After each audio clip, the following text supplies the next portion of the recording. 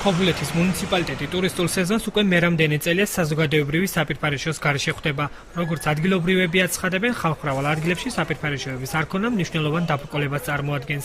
ადამიანს უნდა გარეთ გასვლა და ვერ გადის. იმას ხედა რა პრობლემა არა არც 60 ადგილა დეისვას უნდა რა. სუსვეზე მაინც. ჩვენებისაც პრობლემატურია, ვინც მუშაობს დილას დასუფთავებაში მუშაობს ხალხი არსად არ აქვს დასასვლელი. დილას 6-ზე 5-ზე გამოდიან სამუშაოზე და ვერსად ვერ მიდიან.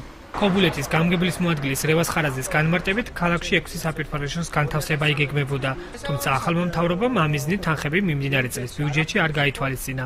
ხარაზი აქვე დასცენს, რომ გასულ წელს ქობულეთში ზღვის სანაპირო ზოლში 3 საპირფარეშო გაკეთდა.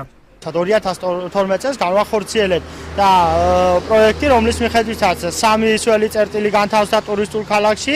კიდევ ერთხელ ვიმეორებ, ეს სავსებით არ არის საკმარისი იმისთვის, რომ ქალაქში ეს პრობლემა მოგვარდეს, მაგრამ შესაბამისად 2012-13 წლის ბიუჯეტში ფინანსურმა, ასე ვთქვათ, ფინანსების კლებამ გამოიწვია ის, რომ არა მარტო სველი წერტილების საკითხი, არამედ ძალიან ბევრი საკითხი კითხვითი ნიშნის ქვეშ დადგა. თუმცა როგორც აღმოჩნდა, საპირფარეშოების, რომელზეც გამგებლის მოადგილე საუბრობს, არ ფუნქციონირებს. მაცნეს გადამღებ ჯგუფს, როგორც კადრებიდან ჩანს, ისინი დაკეტილი დახვდა.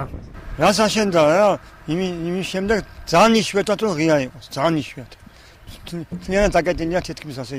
მას შემდეგ, რაც ჩვენ აღნიშნული თემით დავინტერესდით, პრობლემა გამგეობისთვის აქტუალური გახდა. როგორც პირად საუბრებში განაცხადეს, ხვალიდან მონიტორინგის ჯგუფი ქალაქის საპირფარეშოების მდგომარეობას შეისწავლის.